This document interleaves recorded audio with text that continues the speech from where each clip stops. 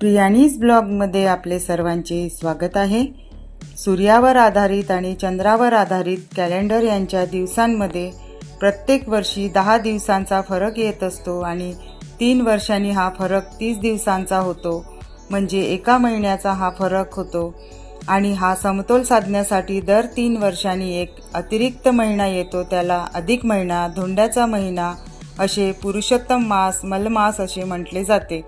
यंदा 17 मे पासून हा अधिक महिना सुरू होणार आहे।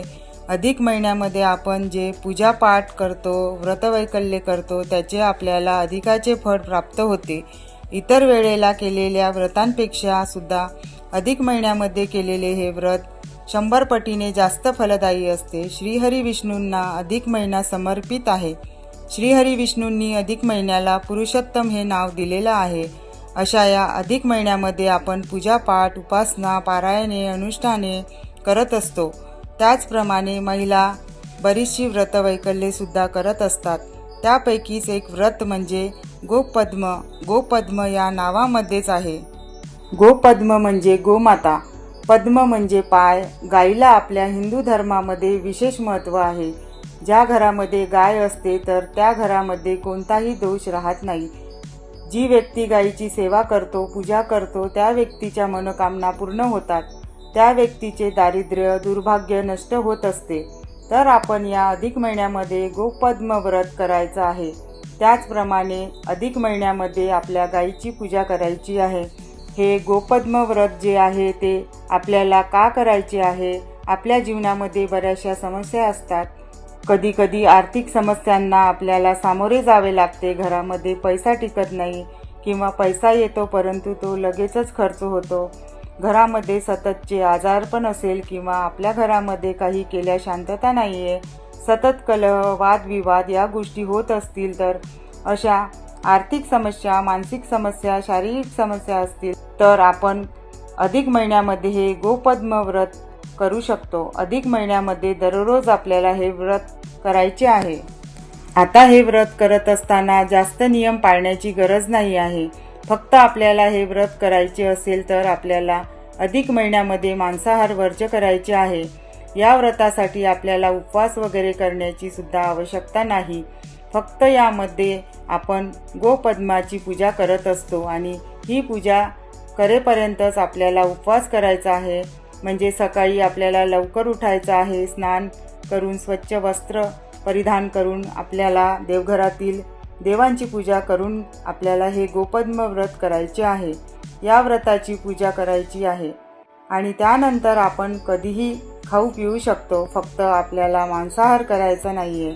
घरामध्ये सुख समृद्धी यावी किंवा महिला आपल्या पतीच्या प्रगतीसाठी, अखंड सौभाग्यासाठी हे व्रत करू शकतात। बऱ्याच वेळेला आपला पती खूप मेहनत करतो, खूप कष्ट करत असतो, परंतु त्या कष्टाला फळ मिळत नाही किंवा करिअरमध्ये हवी तशी प्रगती मिळत नाही। नोकरीमध्ये बरेच दिवस झाले, प्रमोशन जर मिळत नसेल तर पत्नी आपल्या पतीच्या प्रगतीसाठी हे व्रत जे आहे ते करू शकते। संकल्प करून हे व्रत आपल्याला करायचे आहे। कोणतेही व्रत संकल्प करून केले तर ते निश्चितपणे आपल्याला जास्त फळ देते। आता आपल्याला काय करायचे आहे? अधिक महिन्याच्या पहिल्या दिवसापासून या व्रताला सुरुवात करायची आहे। आता पहिल्या दिवशी पिरियड असेल, सूतक असेल तर आपले सूतक फिटल्यानंतर, पिरियड संपल्यानंतर आपण हे व्रत सुरू करू शकतो। देवपूजा वगैरे झाल्यानंतर हे व्रत जे आहे ते देवघराच्या बाजूलाच मांडायचे आहे। प्रथम आपल्याला एक पाट मांडायचा आहे, त्यावरती आपल्याला एक दिवा लावायचा आहे। तेलाचा, तुपाचा आपण दिवा लावू शकतो। थोड्याशा अक्षदा ठेवून त्यावरती दिवा ठेवायचा आहे। दिव्याला हळदी, कुंकू, अक्षदा, फूल अर्पण करायचे आहे आणि दिवा प्रज्वलित करायचा आहे। आणि अगोदर आपल्याला दिव्याची पूजा करायची आहे। त्यानंतर आपल्याला बसायला आसन घ्यायचे आहे। आपल्याला हळदी कुंकू लावून घ्यायचं आहे आणि आपल्याला संकल्प करायचा आहे। एक तामण घ्यायचं आहे। आपल्या उजव्या हातामध्ये पाणी घ्यायचं आहे, त्यामध्ये हळदी, कुंकू, अक्षदा, एक फूल टाकायचं आणि आपल्याला म्हणायचं आहे की या अधिक महिन्यामध्ये संपूर्ण महिनाभर मी गोपद्म व्रत करणार आहे। माझ्या घरामध्ये सुख समृद्धी येऊ द्या, माझ्या पतीची प्रगती होऊ द्या, माझ्या जीवनातील समस्या नष्ट होऊ द्या। तर अशी आपल्याला प्रार्थना करायची आहे। हे पाणी जे आहे ते ताम्हणामध्ये सोडायचं आहे। अशा प्रकारे संकल्प आपल्याला करायचे आहे। त्यानंतर आपल्याला त्या पाटावरती 33 गोपद्म काढायचे आहेत। गोपद्म म्हणजे काय तर गोपद्माची जी रांगोळी आहे ती काढायची आहे। रांगोळीचा वापर करून आपण हे गोपद्म काढू शकतो किंवा हळदी कुंकवाचा वापर करून सुद्धा करू शकतो। 33 या संख्येमध्ये काढायचे आहे। आपल्याकडे जर रांगोळीचा साचा असेल, गोपद्माचा जो साचा असतो, तर त्यामध्ये 33 गोपद्म असतात।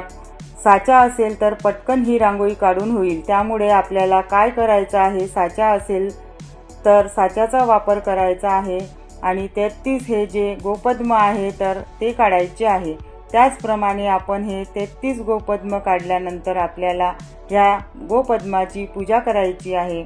आता जर आपल्याला रांगोळीने गोपद्म काढायची नसतील तर आपण हळद आणि कुंकू ओलं करून घेऊन किंवा हळद कुंकू एकत्र मिक्स करून त्याने सुद्धा आपण बोटाच्या साहाय्याने पाटावरती 33 गोपद्म काढून गोपद्माची पूजा करायची आहे।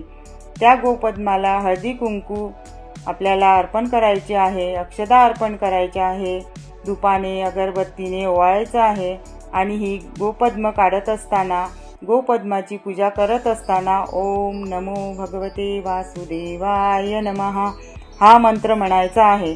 त्याचप्रमाणे किमान एक वेळा आपल्याला विष्णू सहस्त्रनाम जे आहे ते म्हणायचे आहे।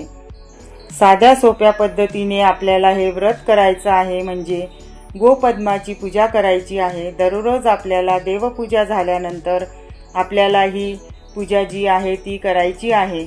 आदल्या दिवशी काढलेली जी गोपद्म आहे ती रांगोळी आपल्याला पुसून काढायची आहे आणि दुसऱ्या दिवशी आपल्याला नवीन गोपद्म काढायची आहे आणि महिनाभर जी गोपद्माची रांगोळी आपण काढलेली आहे, जी रांगोळी पुसलेली आहे, तर ती आपण साठवून ठेवायची आहे आणि महिन्यानी जी रांगोळी आहे ती एखाद्या झाडाखाली विसर्जन करायची आहे। जर आपण हळदी कुंकवानी गोपद्म काढली तर दररोज आपल्याला ओल्या कापडाने आदल्या दिवशीचे गोपद्म पुसून घ्यायचे आहेत आणि पुन्हा आपल्याला नवीन गोपद्म काढून त्या गोपद्माची पूजा करायची आहे। शेवटच्या दिवशी आपण या व्रताचं उद्यापन सुद्धा करू शकतो। कोणतंही व्रत केलं की त्याचं उद्यापन हे आलंच। त्यामुळे उद्यापनाच्या दिवशी आपण एखाद्या सौभाग्यवतीला घरी बोलवायचं आहे। तिचे पाय वगैरे धुवून पायावरती आपल्याला स्वस्तिक काढून तिची पूजा करून तिला हळदी कुंकू लावून तिचं औक्षण करायचं आहे। गोडाचा एखादा पदार्थ द्यायचा आहे आणि एखादी भेटवस्तू सुद्धा द्यायची आहे, म्हणजे आपण एखादं सौभाग्यवान देऊ शकतो। हळदी कुंकवाचा करंडा, एखादी छोटीशी नथ देऊ शकतो किंवा काचेच्या हिरव्या बांगड्या देऊ शकतो, लाखेचे चुडे, तर असं सौभाग्यवान द्यायचं आहे।